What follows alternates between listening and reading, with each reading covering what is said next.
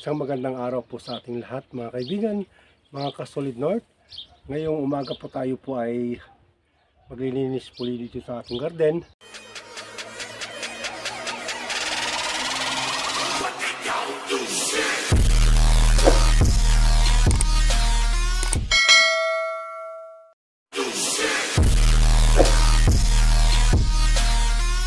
Kailangan na po natin maglagay po ng abono. Ito po siya. Yung mga tanim po natin dito ay ito yung ating mga patola, yung ating kalbasa, sitaw. Pero ang lalagyan ko lamang po mga kaibigan ng ating fertilizer ay yung pong patola po natin, yung ating kalabasa. Marami na rin pong tumutubo dito mga kaibigan ng mga saluyot. Kasi dati po dito marami pong saluyot. Nung panahon po na natuyo na po at natuyo na yun rin po pa yung kanyang mga bunga. So naglaglagan po dito yung kanyang mga buto. Ngayon po ay marami na pong nagsisitubuan. Tapos po yung ating mga pananim na okra po ay andyan na rin po siya. So itong okra po siguro lalagyan na rin po natin siya ng pataba para po mas lalong gumanda po. Okay po. Pero bago yan, maglinis muna tayo mga kaibigan, mga ka-Solid North.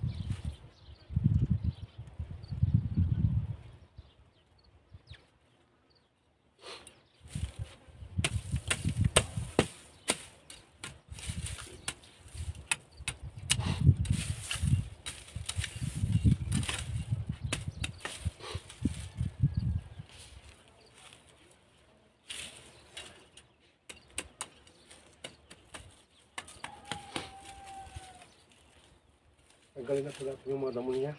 Pati yung mga ibang saluyot, tanggalin na po natin kasi pag ito ay lumaki masyadong marami na naman. So kailangan natin tanggalin para na yung ating mga tanim na saluyot. Mga tanim po natin iba-ibang gulay, magandang tubo. Lalo po yung ating okra, ating kalabasa na ating inaantay. Yung kalabasa po yung aking pinakaantay po dito. Kasi po, ang hinahabol ko po dyan yung kanyang bulaklak. Okay lang po kahit hindi mo mga. Basta yung sa akin ay po yung kanyang bulaklak mga kaibigan. Mga Solid North. Doon sa kabila naman po ay nakatupigan ko na po yung ating tanim na okra. At saka labanos.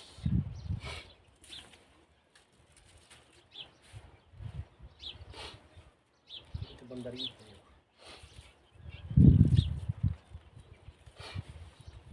Kaya maka bilis.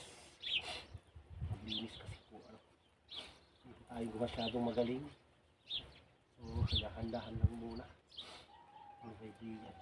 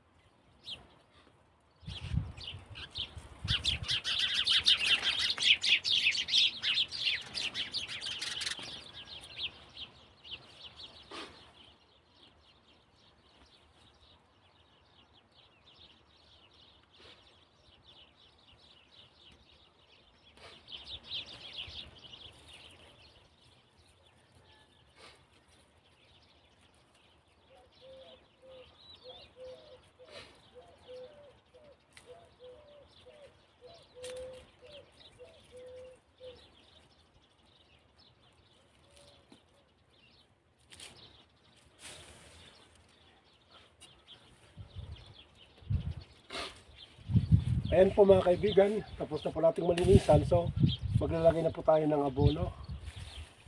Ito po yung tanim po natin dito mga kaibigan, mga kasolid north na patulak po ay ito yung po mabango. Pero may tanim din po ako na yung may pilig-pilig. Ayan. Tapos po yung aking kalabasa, dalawang klase po yan. Yung kalabasa po na usually ay nakikita po natin yan sa Pilipinas. Ang habol ko lang po kasi doon yung kanyang bulaklak at katalbos. Kasi masarap po yun, halos sa sitaw, ganyan. Tapos po yung ating isang klase ng kalabasa po ay yung sa dulo. Yung kalabasa po dito sa Saudi Arabia na kumbaga sa nyog or buko ay makapuno po siya.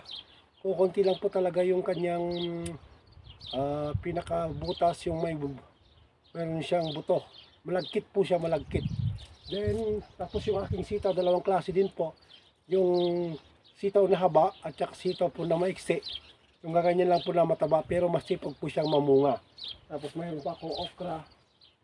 Tapos yung aking mga pananim po ng mga malunggay, ayan po. Kita niyo po ay umakit, umuusbong na po, maganda na po yung usbong niya mga kaibigan. So ang gagawin ko, maglalagay na muna ako ng abono bago po ako magpapatubig.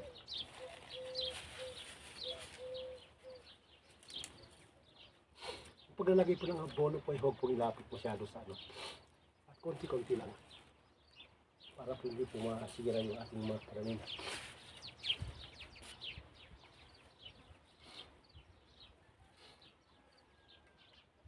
Konti-konti lang.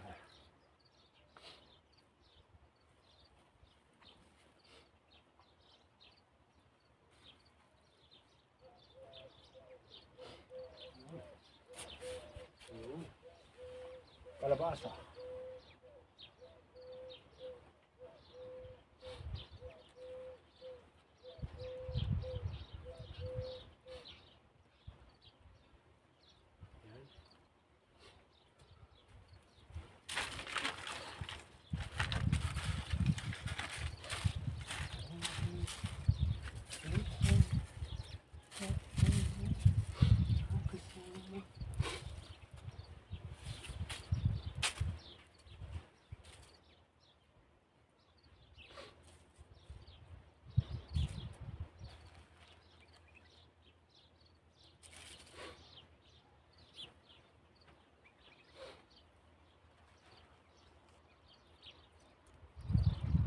Ayan, okay ba po mga kaibigan? So ngayon po ay magpapatubig na po tayo. Patupig na po tayo. Pasensya na po sa aking boses. Kasi po, hanggang ngayon po ay inuubo-ubo pa rin po ako mga kaibigan. Tayo po ay nagtanim din dito ng patola para po ay paakyatin po natin dito. Nalagyan po natin dito ng bono.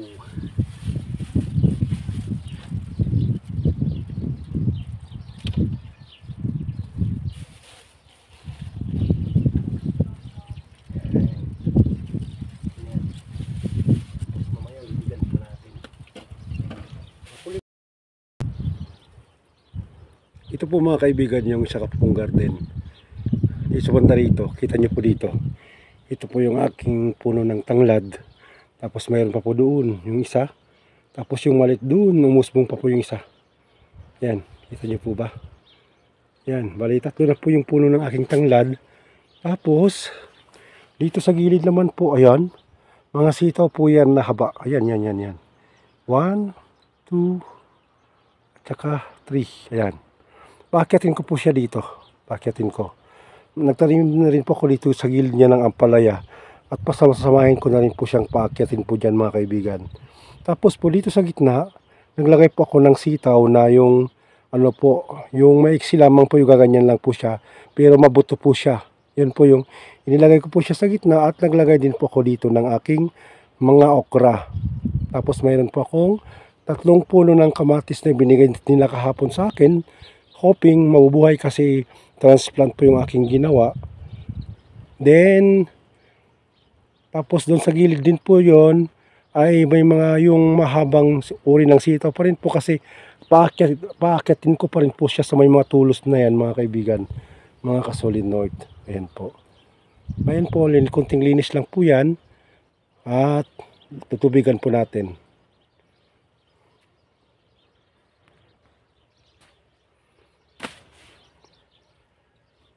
Ito naman po mga kaibigan, mga kasolid north, yung aking nilinisan po nung nakarang araw. So maganda na po yung magiging takbo ng sitaw natin. Lumaki na po sila. Ayan po, dyan sa gilid na yan. Ayan, kita nyo po yung mga sitaw na yan. So 2, 3 puno po ng sitaw na mahahaba. Dito rin sa gilid po ay yan po. Yan sa gilid na yan. 3 piraso din po, 3 puno. Mahaba pa rin po yan. Akit pa rin po sa mga tulos. Sa gitna po ayan mga kaibigan ay mga sitaw pa rin po na maiksi at saka mga okra mga kaibigan. Yan po yung ating mga sitaw. Tapos may mga tumusbong na rin po ng yung mga naiwan po na ugat ng ating mga kamote. Masarap din po yan. Ihalo sa mga isda-isda natin. Pag tayo namili ng isda, ayan, talbos na lamang po ng kamote ang ating isasahog.